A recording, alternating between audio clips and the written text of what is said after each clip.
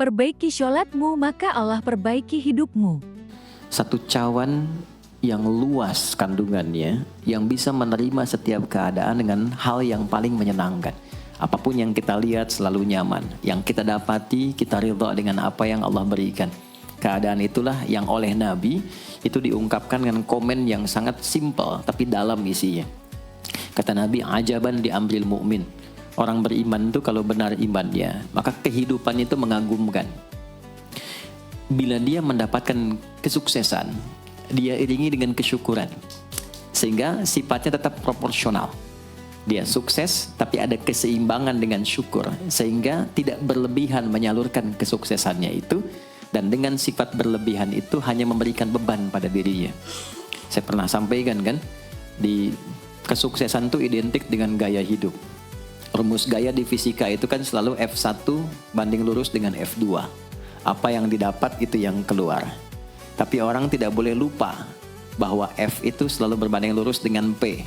Gaya berbanding lurus dengan tekanan, hukum Pascalnya. Semakin banyak gaya, semakin tertekan hidupnya.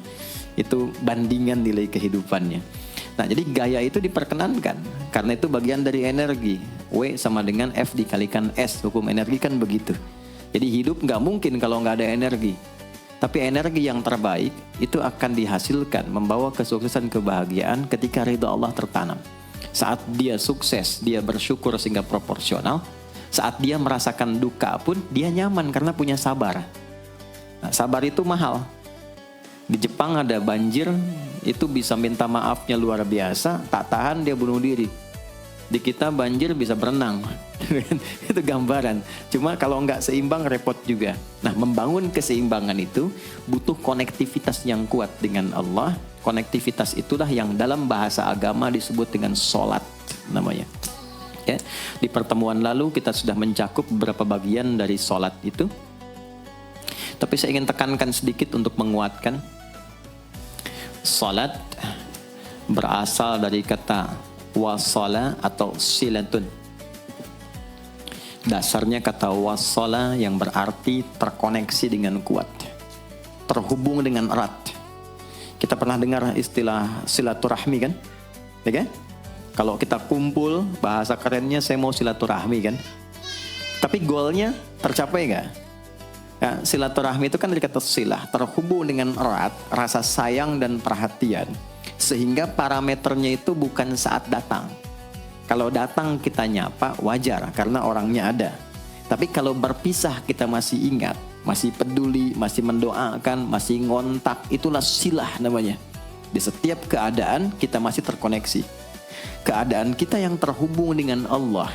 Sehingga di setiap tempat kita diperhatikan, di pekerjaan kita dibimbing, di rumah tangga kita diiringi. Sehingga semua berjalan mudah dan membahagiakan. Yang melatih kita untuk terkoneksi sehingga nggak putus dengan Allah, itulah yang disebut dengan sholat. Sehingga goal dari sholat itu adalah membangun konektivitas kita dengan Allah yang kuat. Itu yang dimaksud di Quran surah keempat An-Nisa di ayat 103. فَإِذَا قَضَيْتُمُ الصَّلَاةَ maka jika anda telah tuntas mengerjakan sholat, فَاذْكُرُوا اللَّهَ. Ukuran keberhasilan sholat anda itu ketika anda merasakan konektivitas dengan Allah mulai nyambung. Qiyaman, jalannya ingat Allah. Sehingga kalau orang jalan, bekerja di apapun, saat dia ingat Allah, dia bisa memfungsikan tubuhnya sehingga tidak mengerjakan apa yang Allah tidak sukai. Gak akan mungkin anda melihat sesuatu yang tidak Allah senangi dalam keadaan yang sama anda ingat Allah. Gak akan mungkin melangkah pada tempat yang salah saat ingat Allah. Dan itu tidak mudah, karena banyak orang keluar masjid pun setelah selesai sholat, masih tertukar sendal.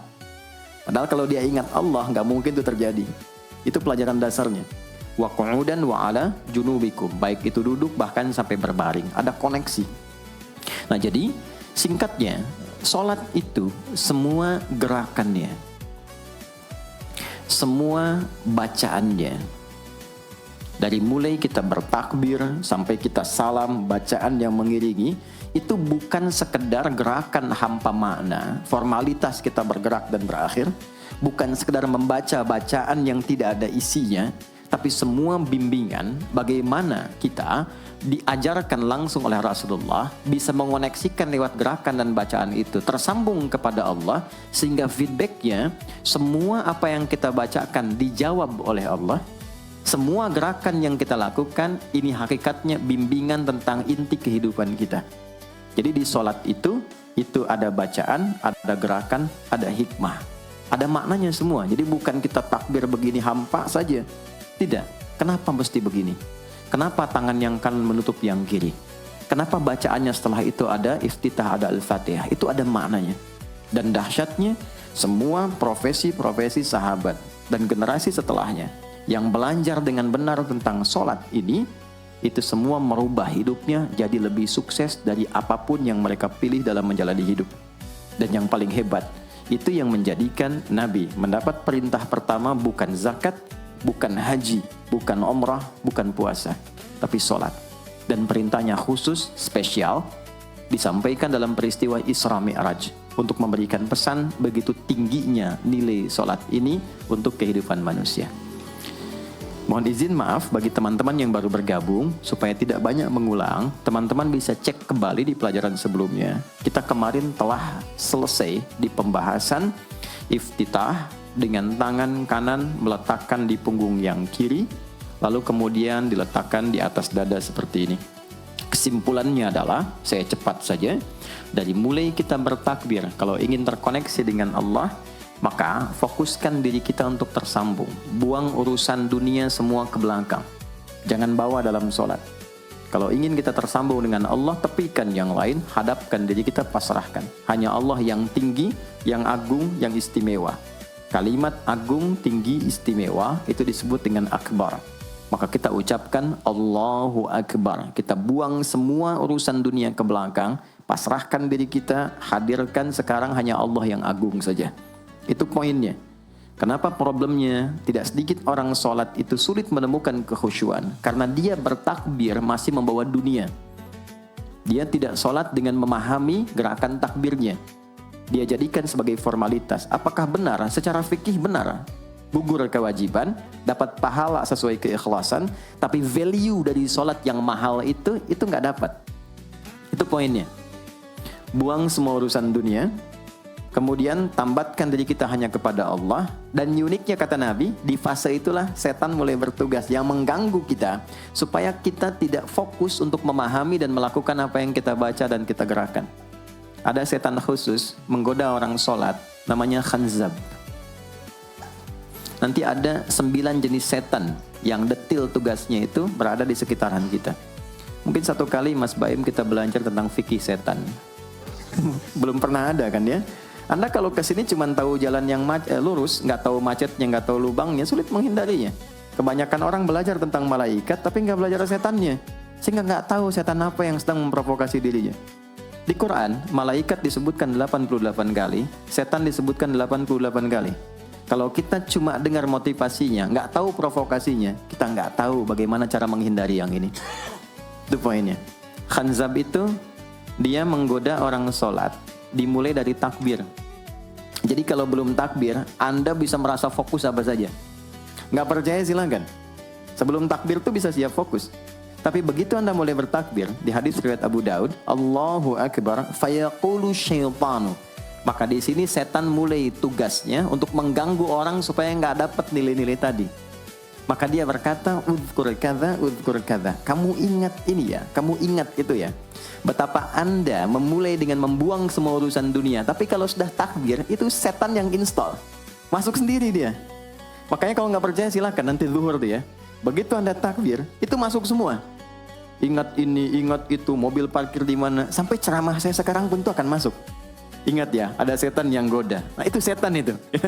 Itu setan sendiri. Membuat kita itu begitu lupa. Sampai lihat ujung hadisnya. Hatta la yash'ural musalli kam raka'atan yusalli. Sampai nanti akan ditemukan orang sholat, dia tidak sadar berapa rakaat sedang menunaikan sholatnya. Nah itu kalau Nabi sampaikan pasti terjadi. Poin untuk kita bisa mengatasi itu, poinnya apa? Quran surah ke-29 dulu, ayat 45. Quran surah 29, Al-Ankabut, ayat 45. Di Islam tuh uniknya begini, istimewanya. Nggak ada satupun ibadah yang hasil kreasi manusia.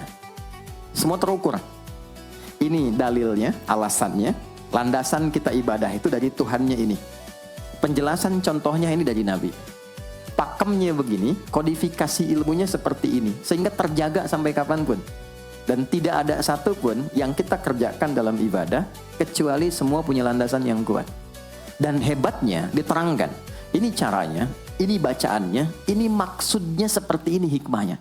Kenapa Anda begini, kenapa begitu, hasilnya apa?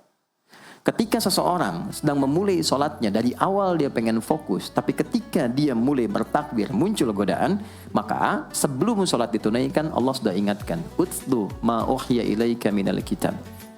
Utsdu itu dari kata tilawah, artinya baca, pahami, amalkan apa yang telah dipahami itu.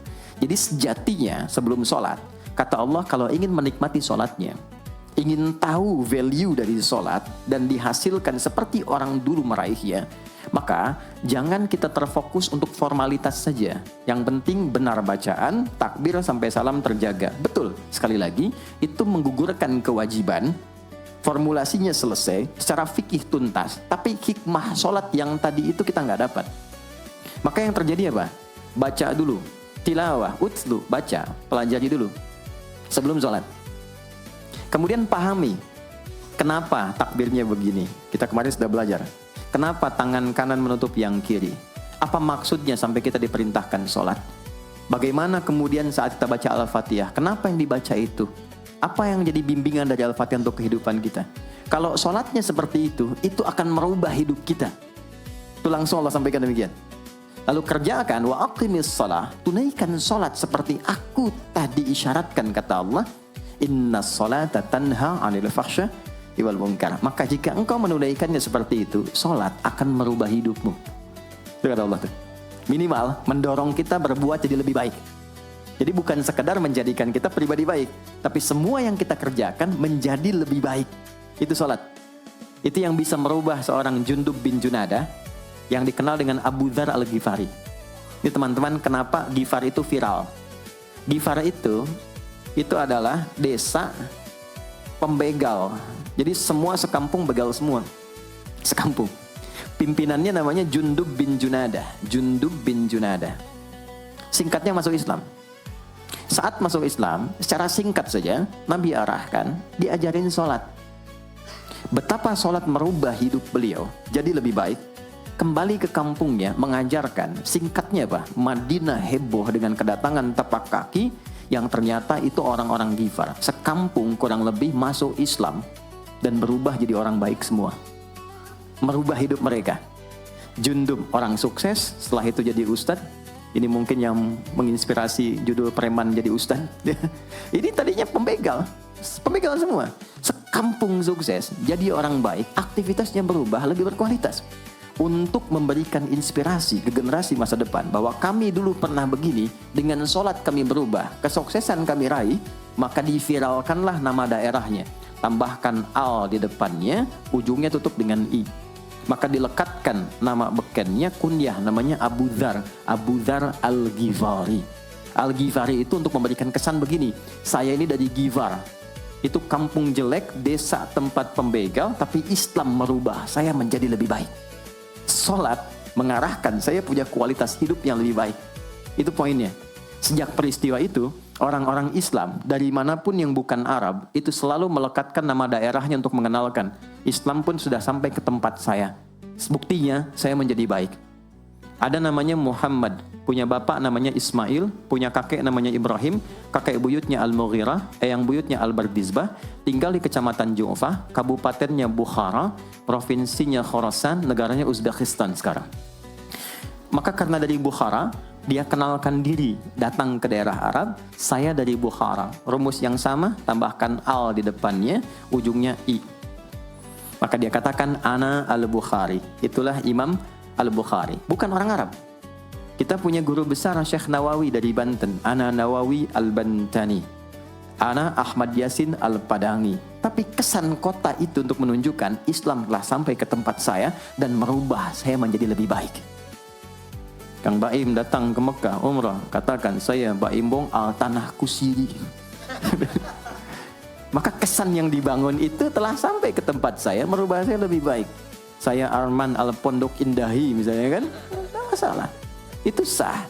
Dan orang mengenal, oh rupanya Islam telah ke setiap wilayah. Tapi value-nya sampai enggak. Jangan cuma kita katakan saya dari fulan, saya dari tempat A. Poinnya adalah apa yang merubah engkau dari Islam menjadikan engkau lebih baik. Jadi kalau ada orang Islam mengaku Muslim, lisannya tidak lebih baik. Maaf sekali, telinganya mendengar tidak yang baik, perilakunya kurang baik, maka dipertanyakan klaim keislamannya.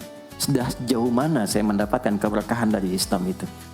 Itu yang menjadikan kenapa sholat paling pokok dipaksa kita wajib, bukan karena sujud rukuknya.